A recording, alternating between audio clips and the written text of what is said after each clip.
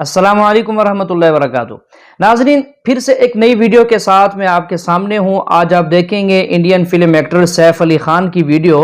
اس میں اس سے کسی اینکر نے سوال کیا کہ آپ اپنے مسلمان ہونے سے ڈرتے ہیں؟ تو اس نے جواب میں کہا جی ہاں، مجھے ڈر لگتا ہے۔ اور اس نے کہا کہ مجھے فلم انڈسٹری سے جو ریجیکٹ کیا گیا ہے وہ مذہب کی بنا پر کیا گیا ہے۔ تو آئیے سنتے ہیں اس پر ڈاکٹر ذاکر نائک صاحب سے، وہ اس بارے میں کیا کہتے ہیں۔ And you were scared, a little bit scared, to be a Muslim. Yes. And you think you were rejected because of your religion? Only because of my religion. And you were scared, a little bit scared, to be a Muslim. Yes. And you think you were rejected because of your religion? Only because of my religion. میرا سوال یہ ہے کہ کشمیر کی innocent killing یا افغانستان پہ جو آپ کے انفورس کر کے اسلام کو لوگوں نے کوشش کری، طالبان نے، وہ یا اسامہ بن لادن، ان تینوں کو اسلام اور قرآن کی روشنی میں جسٹیفائی کیا جاتا ہے یا نہیں؟ آپ نے ایک دوسرا سوال کیا کہ میرے نظر میں جو اسامہ بن لادن کر رہا ہے وہ قرآن اور حدیث کی روشنی میں صحیح ہے کیا نہیں؟ جو لوگ کشمیر میں جھگڑ رہے وہ صحیح ہے کیا نہیں؟ جو افغانستان میں کر رہے صحیح ہے کیا نہیں؟ تین سوال، ایک سوال کے تین حصے۔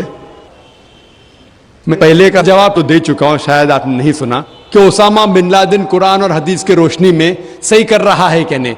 میں تو اسامہ بن لادن سے ملا ہی نہیں، آپ ملے ہوئیں گے، میں نہیں ملا۔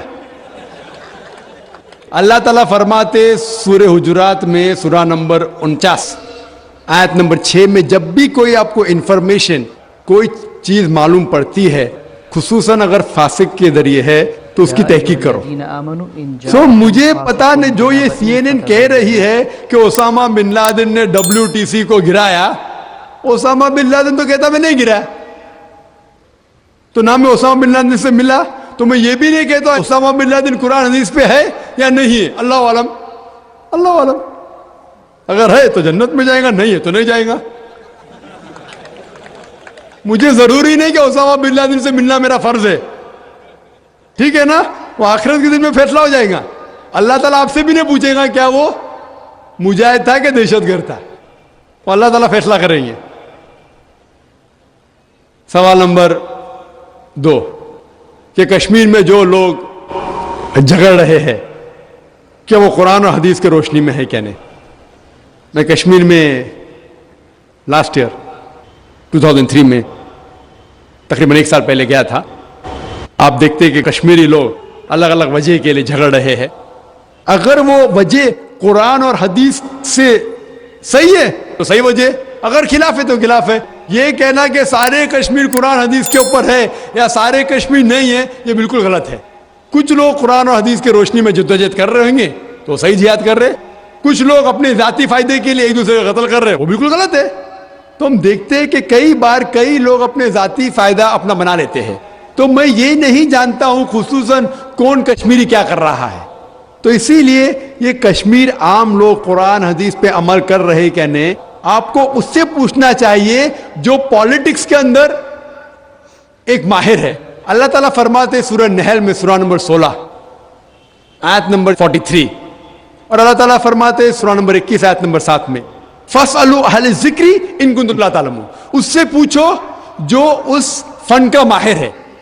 میں پالیٹکس کے فن میں ماہر نہیں ہوں، میں دائی ہوں، تو کس طریقے سے جواب دینا غیر مسلم کو بولوں گا، لیکن پالیٹکس میں کشمیری لوگ کیا کر رہے ہیں، افغانی لوگ کیا کہہ رہے ہیں، وہ میں نہیں کہہ سکتا ہوں۔ میں اس فن کا ماہر نہیں ہوں، اگر کہوں گا تو قرآن کے جائیں گا۔ آپ اس سے پوچھو جو ماہر ہے، میں اس فن کا ماہر نہیں ہوں، میں دعوتی میدان کا ماہر ہوں۔ آپ بھگوت گیتا کے بارے میں پوچھئے، رامائن کے بارے میں پوچھئے، ہندوازم کے بارے میں پوچھئے، عیسائیت کے بارے میں پوچھئے، یہ افغانستان کے بارے میں یا کشمیر کے بارے میں میں فن کا ماہر نہیں ہوں، لیکن یہ جانتا ہوں میں کہ جہاں تک کہ افغانستان کا تعلق ہے، طالبان کا تعلق ہے، ہم دیکھتے ہیں CNN کے اندر کہ کئی بار BBC اور CNN میں دکھایا گیا کہ ایک طالبان ایک خاتون کو بے دردی سے مار رہا ہے۔ ارے طالبان خواتین کو مارتے ہیں ظالم لوگ۔ چونکہ دائی ہونے کے حیثیت سے میں کئی ممالک کا دورہ کرتا ہوں۔ 2 سال پہلے میں ملیشیا میں گیا تھا، وہاں ایک شوہر اور بیوی سے ملاقات ہوئی جو ڈاکٹر تھے. بیوی گائنیکولوجسٹ تھی اور شوہر سرجن تھے. انہوں نے تقریباً کہ یہ جو ٹی وی میں دکھا رہے تھے کہ طالبان لوگ خواتین کو مار رہے, یہ بالکل غلط ہے. میں نے پوچھا آپ کو کیسا پتا غلط ہے؟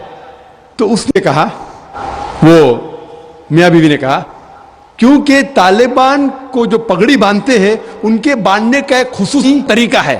مثال کے طور پہ جب ہم عربوں کو دیکھتے, ہمارے لیے جو عجم ہے, ہمارے لیے سب عرب ایک جیسے پگڑی باندھتے, پھیٹا باندھتے, اپنا قطرہ باندھتے.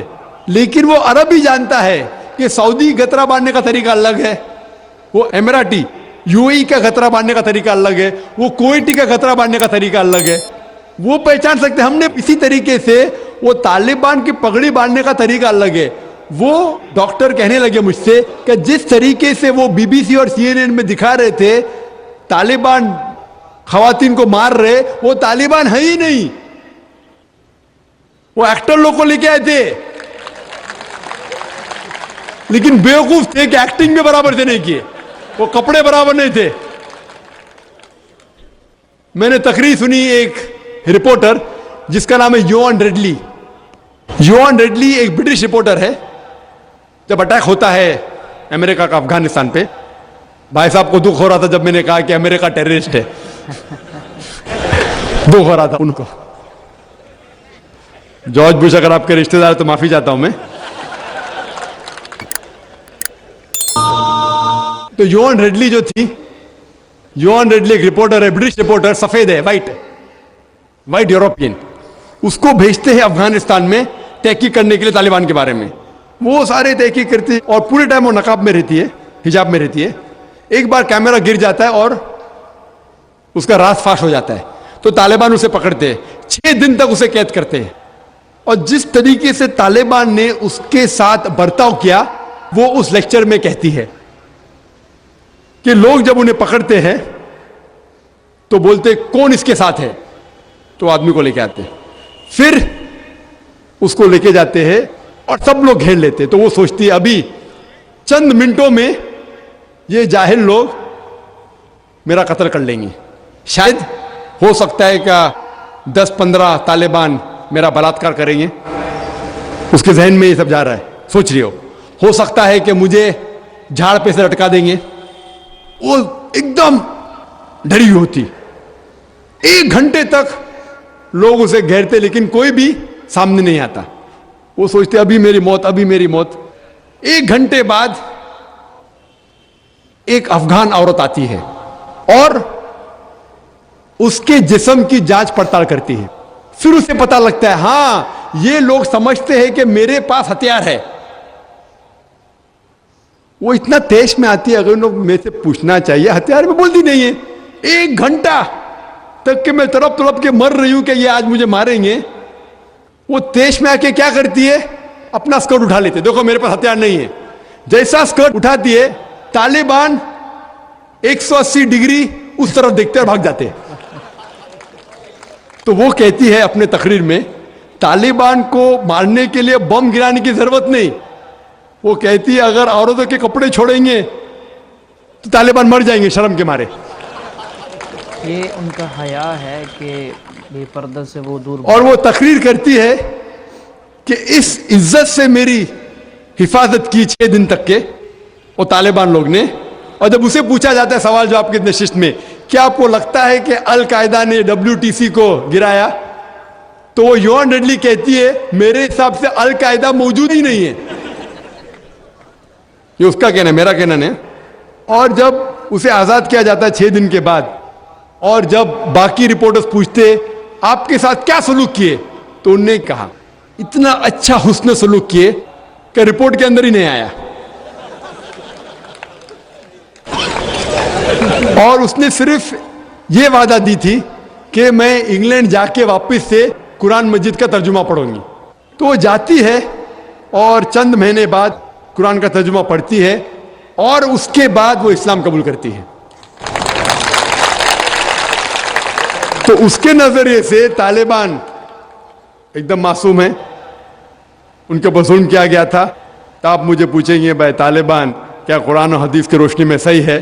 تو اس کا نظریہ اگر لیں گے جو غیر مسلم تھی یوانڈیڈلی ابھی ماشاءاللہ حجاب بھی کر رہی ہے, وہ یورپین حجاب کر رہی ہے ماشاءاللہ, تو اس کے نظریے سے بھائی طالبان اچھے لوگ ہیں.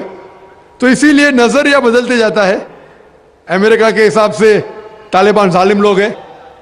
تو میڈیا ایسی چیز ہے کہ کوئی بھی ہیرو کو زیرو بنا سکتی ہے. They can make day into night, black into white. Day into night, black into white. Hero کو زیرو بنا سکتی ہے, کوئی ولن کو بھی ہیرو بنا سکتی ہے. تو اسی لیے قرآن مجید میں اللہ تعالیٰ فرماتے کوئی بھی چیز آپ کے پاس آتی ہے اس کی تحقیق کرو تیسرے کو پہنچانے کے پہلے. تو اسی بنیاد پہ میں نے کہا تھا, کیا نام ہے, اسامہ بن لادن کو جانتا ہوں نہ, یہاں کیا ہو رہا ہے پتہ نہیں مجھے, افغانستان بھی میں نہیں گیا ہوں, لیکن یہ رپورٹ کے ذریعے یہ پتہ لگتا ہے کہ یہ جو امریکہ کر رہی ہے اپنے میڈیا کے ذریعے یہ شیطانی حرکت جو غلط فہمی پھیلا رہی ہے, اس کی سزا تو انشاءاللہ انہیں ملیں گی. اسی لیے میرے نظریے سے جارج بش نمبر 1 ٹیررسٹ ہے. آپ کو دکھ ہوائے گا.